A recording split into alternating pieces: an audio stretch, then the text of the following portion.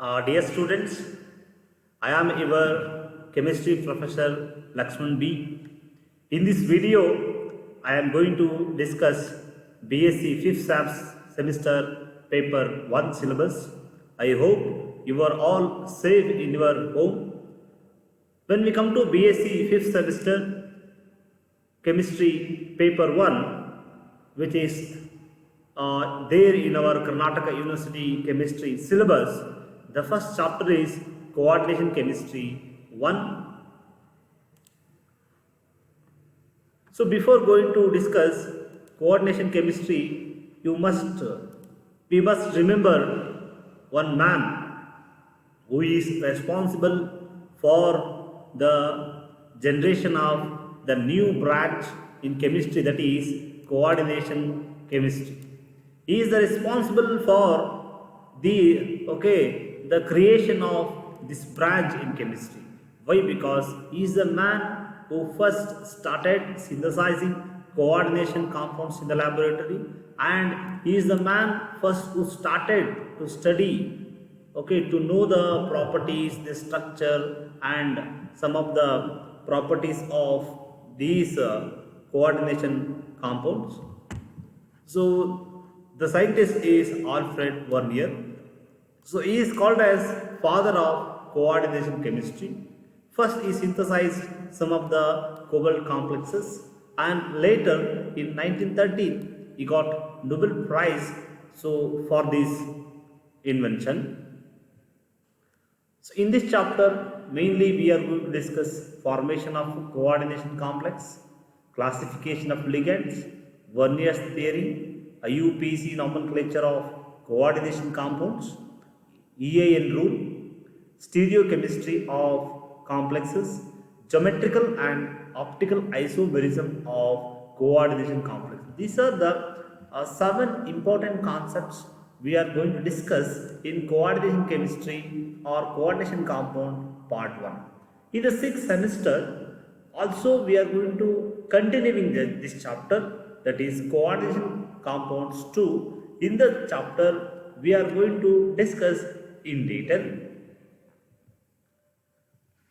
So firstly, you have to understand how these coordination complexes, coordination bond, is arises in a molecule. Dear student, you have studied different types of bond, that is ionic bond, covalent bond, metallic bond, hydrogen bond, and you also understood the formation of coordination bond. It's a something different and special type of bond compared to ionic and covalent bond. So in this case, in this case of coordination bond, the bond formation between two species, here one of the combining species completely transfer two electron to another species, that I am going to discuss in detail. So this is the coordination bond. So the coordination chemistry starts.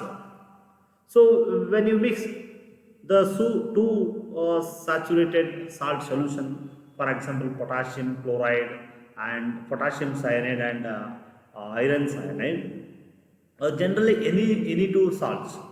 So take two salts, pure salts, and prepare the saturated solution. After that, mix and allow to evaporate. So at that moment, two kinds of compounds are generated. They are double salts and complex salts or coordination compounds. So let us see one by one. So first, double salts. If you mix two salts, saturated solution of two salts, and allow to evaporate and crystallization, then take the crystal and dissolve in water. As soon as it dissolve in water, the constituent species get completely dissolved and they separated. So if you do the test for the same ion, for example, you have prepared one molecular salt of carnolite. So you have prepared carnolite. Carnolite is nothing but potassium chloride, magnesium hydrated, potassium chloride and magnesium chloride. This is one salt, and the most familiar salt which you use in the laboratory is more salt. More salt is double salt. You are prepared the double salt by mixing ferrous sulfate and ammonium sulfate. It is a pale green color crystal. You are all observed in the laboratory. You are using this reagent in various titrations. So here, after mixing ferrous sulfate and ammonium sulfate and allow to evaporate, finally you got a crystal. Again, if you dissolve the crystal, you are going to get the same ion, iron, sulfate, ammonium, sulfate ions. You are going to get same number of ions.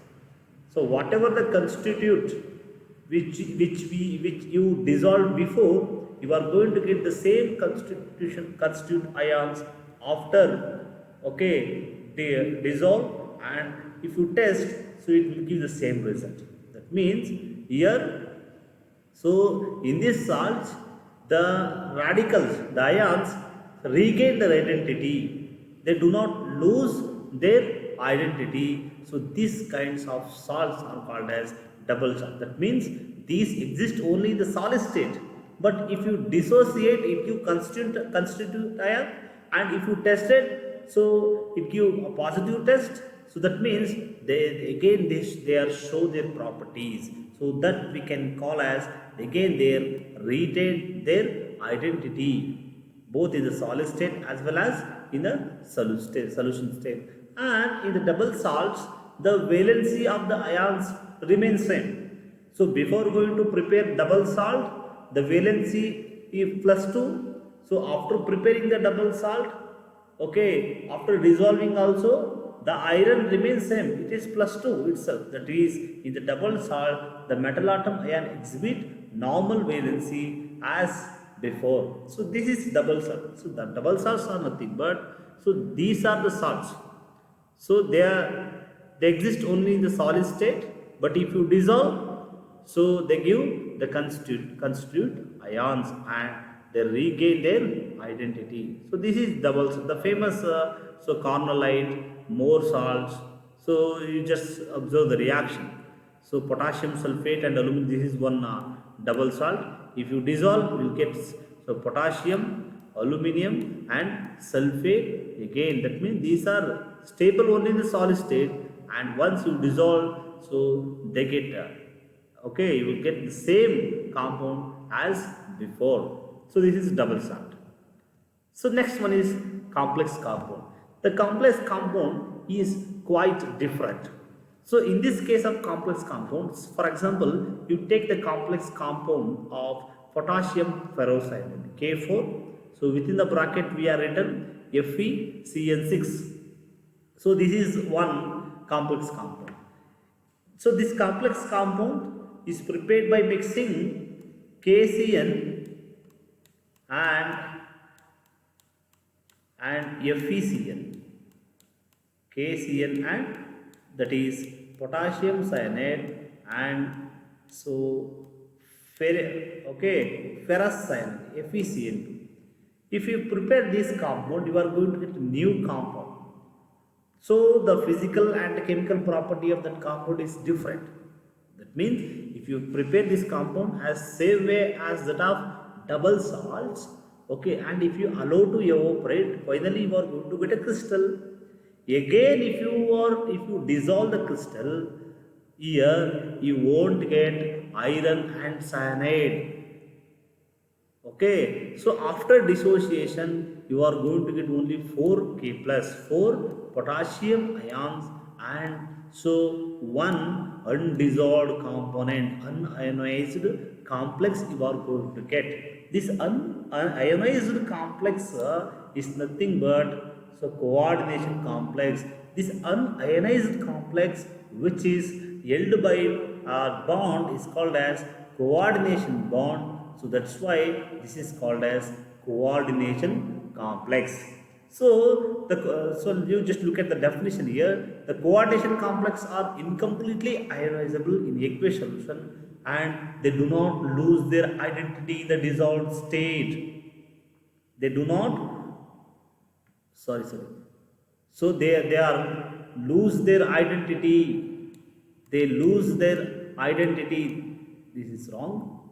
They are going to lose their identity in their in the dissolved state. Lose their identity means what? Before they are showing the test for potassium cyanide iron. Once you prepare the double salts and after dissolving and after allow them for testing, they won't give the test for cyanide and iron. That means what? So their characters disappear.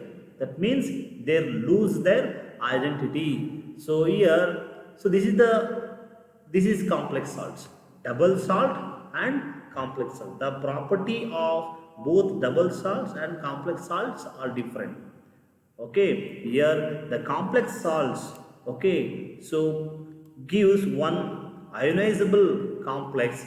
In this complex, the moieties, the species which is held by coordination bond, that's why it is called as coordination complex.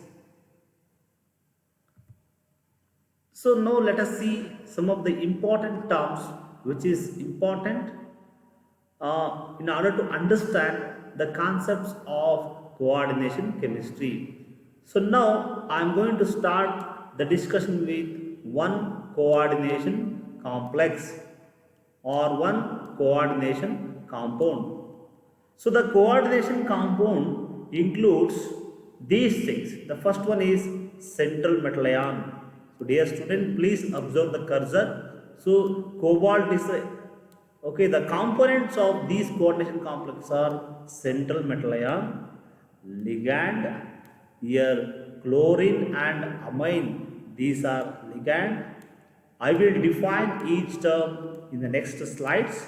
So these are ligands, and these metal ion and ligands which is enclosed in a square bracket, so this is called as coordination sphere, and the species which is outside the square bracket, it is called as counter ion or ionizable ion. And after the square bracket they are indicated, okay, the by sign, this is called as charge of the complex. This is the charge of the complex. So these are the important things. So when if you see any coordination complexes, there it contains central metal ion, ligand, and these two are okay, which is okay there in the square bracket. So this is called as coordination sphere, and this is called as ionization sphere, and this ion is called as counter ion. This is called as counter ion. So these are the important terms. So now let us define one by one. So central metal ion. Okay, in coordination compound, the central metal ion is one in which it can accept pair of electron towards it. Why it accept electron? Because while studying the d block element you are studying, that is the compounds of d block elements famous for forming coordination complex. The d block elements are famous for forming coordination complex. Why? Because they possess small size and positive charge. Because of that, they accept pair of electron. Because you know coordination bond. Coordination bond takes place between central metal ion and ligand. Here, the metal ion accepts pair of electron, and there it forms bond with a ligand. So it forms a bond with ligand. The central metal ion is also called as Lewis acid because it accepts electron pair. It accepts the electron pair. That's why it is called as central metal ion.